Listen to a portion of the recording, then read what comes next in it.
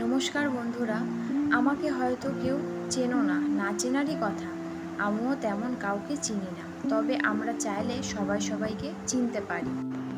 ইউটিউবের মতো প্ল্যাটফর্মে সবাই এত ভিডিওস ফটো শেয়ার করে দেখে খুব ভালো লাগে, তাই ভাবলাম আমিও কিছু শেয়ার করি। যাই হোক, আমার নাম ঋতুপর্ণা।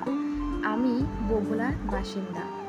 বগুড়া জায়গাটি অনেকেই চিনে থাকলেও অনেকে চেনে না। বগুড়া জায়গাটি নদিয়া জেলার মধ্যে। বর্তমানে আমি থাকছি দক্ষিণ 24 পরগনার ফলতাতে। তোমরা কে কোথা থেকে আমাকে দেখছো পারলে কমেন্ট করো, ভালো লাগবে। তোমরা আমাকে দেখতে পাচ্ছ, আমি নৌকার উপরে বসে দাঁত বের করে খুব হাসছি। এটা কোথায় বলো তো? এটা কাশ্মীরের ডাল লেক। দিনের বেলা ভিউটা এরকম ছিল। আমরা মার্চে কাশ্মীরে ঘুরতে গেছিলাম। আমরা বলতে আমি আর আমার হাজব্যান্ড। তার কিছু দৃশ্য তোমাদের সাথে শেয়ার করলাম, ভালো লাগলে লাইক করো। দুর্ভাগ্যবশত কাশ্মীরে গিয়ে আমার ফোনটা খারাপ হয়ে যায়। আমি সেরকমভাবে ভিডিও ফটো কোনো কিছুই করতে পারি না। আমার হাজব্যান্ড যতটা পেরেছে ক্যামেরাবন্দি করেছে।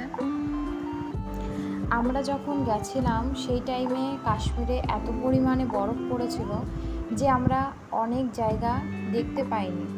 চারিদিকে শুধু ঠান্ডা আর বরফ উপভোগ করেছি, তবে আমাদের বেশ ভালো লেগেছে। কাশ্মীরে আমাদের কেমন কি খরচা হলো তোমরা যদি জানতে চাও কমেন্টে জানিও। টাকা জমিয়ে একবার হলেও কাশ্মীর ঘুরে এসো। আমরা তো মার্চের প্রথম দিকে গেছিলাম। প্রথম দিকে হালকা ঠান্ডা ছিল, তবে কাশ্মীরে ওই টাইমে এত পরিমাণে স্নোফল হয়েছিল আর এত পরিমাণে ঠান্ডা ছিল যে আমাদের ডবল জ্যাকেট ভাড়া করতে হয়েছিল।